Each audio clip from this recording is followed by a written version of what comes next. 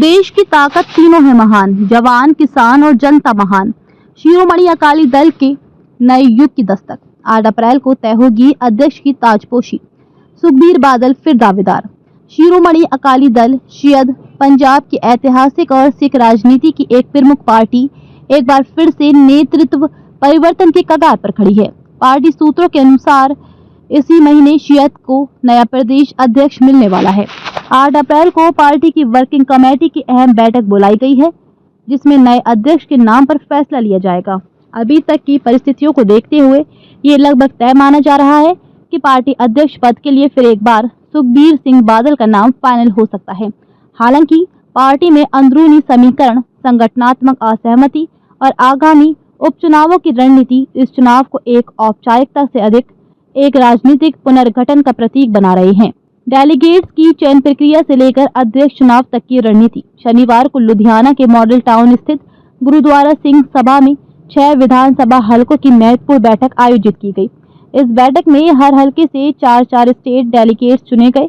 इन delegates को चुनने का अधिकार कार्यकारी अध्यक्ष बलविंदर सिंह भूदंड को सौंपा गया है। ये डेलीगेट्स ही 8 अप्रैल को होने वाली वर्किंग कमेटी की बैठक में नई पार्टी अध्यक्ष का चुनाव करेंगे।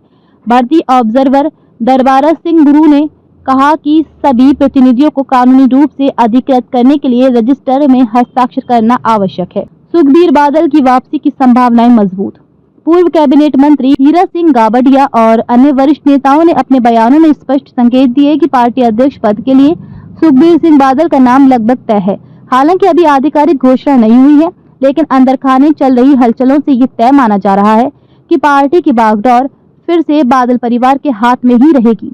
भर्ती प्रक्रिया और संगठन में दरार के संकेत। आज की बैठक के दौरान 5 सदस्यीय कमेटी द्वारा चल रही भर्ती प्रक्रिया पर सवाल उठे। कई नेताओं ने असंतोष जताते हुए प्रक्रिया की पारदर्शिता पर प्रश्न चिन्ह लगाए।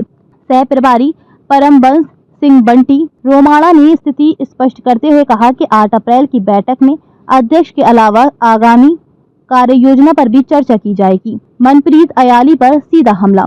बैठक में वक्ताओं ने मनप्रीत अयाली की तीखी आलोचना की। नेताओं ने कहा कि जो व्यक्ति विधानसभा में अकाल तख्त साहिब के जत्थेदारों के लिए विधि विधान बनाने की बात करता है, वह वास्तव में जत्थेदारों की गरिमा को ठेस पहुंचा रहा है।